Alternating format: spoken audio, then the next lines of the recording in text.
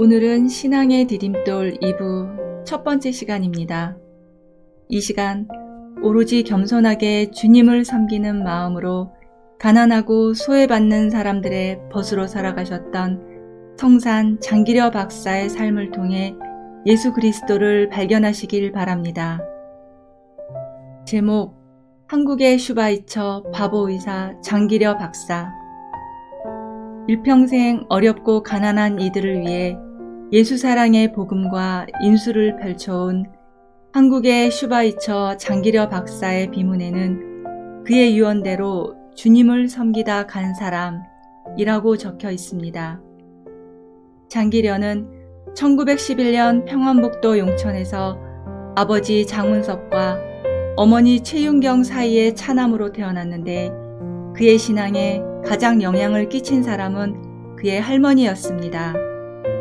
장기려는 7살 때까지 할머니의 이불에서 같이 잤는데, 신앙이 독실한 기독교인이었던 할머니는 아침 저녁으로 장기려를 위해 기도했습니다.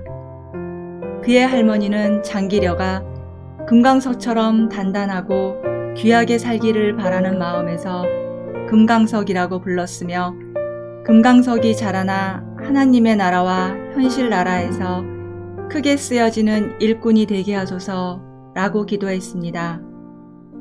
장기려가 의사가 되기로 결심하게 된 계기에는 할머니의 깊은 영향이 있었습니다. 사도 요한이 요한복음을 마치면서 예수께서 행하신 일이 수없이 많아서 다 기록할 수 없다고 말했던 것처럼, 장기려 박사의 사랑의 삶도 이러한 예수의 삶을 닮았을 것입니다. 그가 가난한 자들을 위해서 행한 사랑의 실천과 깊은 내면을 짧은 지면에 모두 담을 수는 없을지라도 그가 남긴 오록을 통해 3가지 주제로 나누겠습니다. 첫째, 가난한 사람도 치료받을 수 있어야 한다. 그것이 내 소명이다. 이 땅의 작은 예수라는 사랑의 사람 장기려가 의사가 되기로 결심한 것은 의사를 한 번도 못 보고 죽어가는 가난한 사람들을 위해 비싼 바윗돌처럼 항상 서 있는 의사가 되기 위해서였다고 회고했습니다. 그는 하나님께 이와 같은 마음을 서원하며 기도했고, 경성의전에 합격하게 되자 세상을 떠날 때까지 항상 이 약속을 지키며 살았습니다. 장기려에게 의사는 하나님이 주신 신앙의 사명이었습니다. 장기려는 1932년 경성의전 현 서울대학교 의과대학을 졸업하였으며, 의사로서 최고의 의수를 지닌 인물로 33세 때인 1943년 조선에서 처음으로 간을 수술해서 조선의학회 학회지에 보고되기도 했습니다. 장기려의 스승이었던 백인재는 그를 아끼며 자신의 후계자로 삼기를 원했습니다. 그러나 장기려가 수련의 과정을 마치고 경성의전을 떠나려 하자 대전 도립병원 외과과장 자리를 마련해 주었습니다. 하지만 장기려는 자신이 하나님께 드렸던 약속을 지키기 위해서 가난한 자들을 치료하는 평양의 귀홀병원으로 갔습니다. 이처럼 그는 백인재를 스승으로 사랑하고 존경하였지만, 하나님을 향한 자신의 약속을 지키기 위해서 스승의 뜻을 따르지 않았던 것입니다. 둘째, 함께 부르던 옛 노래로 그리움 달래요. 장기려 박사가 경성의전을 졸업한 뒤 평양에서 의료활동을 전개하던 중 6.25 전쟁이 발발하였습니다. 그는 이북에 사랑하는 아내와 5남매를 두고 오직 차남 장가용과 월남한 후 45년 동안 줄곧 절개를 지키며 홀로 살았습니다. 주위에 많은 사람들이 재혼하기를 권유했지만 그럴 때마다 나의 사랑하는 아내가 북에 살고 있습니다. 아내가 나를 기다리고 있는데 내 어찌 그 기다림을 저버릴 수 있겠습니까? 라고 대답했습니다. 그런데 1985년 정부는 남북한 이산가족 상봉 때 그가 북에 있는 가족들과 특별 상봉을 할 수 있는 기회를 제안했습니다. 하지만 장기련은 거절했습니다. 비록 수십 년 동안 그리워했던 가족을 만날 수 있는 기회였지만 다른 이산 가족들과 형평성이 맞지 않는다며 거절했던 것입니다. 그러다가 1991년 조카를 통해 45년 만에 부인의 편지와 가족 사진을 받았고 카세트 테이프를 통해서 부인의 울밑에선 봉선화야 노래와 통일이 될 때까지 죽지 말고 꼭 살아달라는 애절한 육성을 듣고 통곡했습니다. 결국 장기려 박사는 평생 그리던 아내의 얼굴을 못 보고 하나님의 부르심을 받았습니다.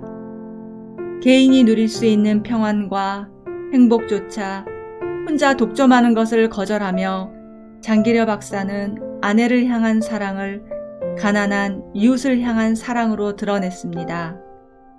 셋째, 바보라는 말을 들으면 성공한 삶이다. 인생의 승리는 사랑하는 자에게 있다.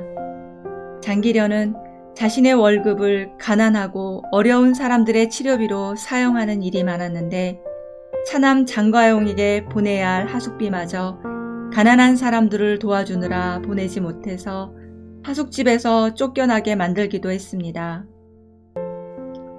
하루는 지나가는 거린에게 한 달 월급으로 받은 수표를 몽땅 주었다가 그 거린이 수표 도둑으로 오해를 받아 경찰서에 끌려가기도 했습니다.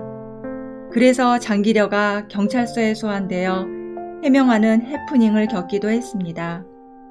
그뿐 아니라 치료비가 없었던 환자에게 자신의 급여를 가불하여 주었으며 병원 직원들의 반대로 치료비 대납이 원활하지 않자 뒷문을 열어놓으며 밤에 몰래 도망가라고 하기까지 했습니다. 병원에서는 환자가 사라졌다며 한바탕 소동이 벌어졌으나 원장이었던 장기려는 그 환자가 오죽하면 도망갔겠느냐며 환자 편을 들어주었습니다. 또한 그의 처방전에는 독특한 것이 있었는데 그것은 환자에게 진료비를 받는 것이 아니라 오히려 생닭 2마리 값을 주라는 것이었습니다. 이처럼 가난한 자들을 위한 장기려 박사의 관심과 사랑은 사회적으로도 큰 공헌을 했는데 그것은 의료보험 제도의 전신이 되는 청십자 의료보험조합의 창립과 운영이었습니다. 우리나라에서 민간으로는 최초의 의료보험조합일 뿐만 아니라 이 조합의 운영체계를 바탕으로 우리나라 전국민 의료보험조합 제도가 도입되었습니다. 그가 설립한 청십자 의료보험조합은 전국민 의료보험 제도가 시행되기까지 21년 동안 가난한 사람들을 비롯하여 일반 국민들의 질병의 두려움과 치료비의 걱정에서 벗어나게 하였습니다. 성도 여러분, 오늘날 우리는 장기려 박사의 삶을 보면서 과연 예수의 삶을 닮았다는 것을 깨닫습니다. 그것은 가난한 자들을 향한 애끓는 사랑입니다. 그는 늘 가난하고 소외받는 이웃들의 버심을 자처하며 가방 하나를 들고 출장 떠나온 나그네처럼 그들을 사랑하는 일에만 몰두하였습니다. 가난한 사람들에게 항상 자신의 모든 것을 나누었던 장기려 박사는 1975년 정년퇴임 할 때에 집 한 채가 없어서 보신의료원이 병원 옥상에 마련해준 20평 낭짓한 관사에서 노년을 보냈습니다. 이제 장기려 박사의 마음이 고스란히 전달되는 고백을 들으며 글을 마무리하겠습니다. 나는 아픈 이들을 치료할 수 있는 능력이 있음에 하나님께 감사했다. 가난하고 약한 이들이 아프면 더 힘들다. 이들과 함께한 시간이 너무 짧다.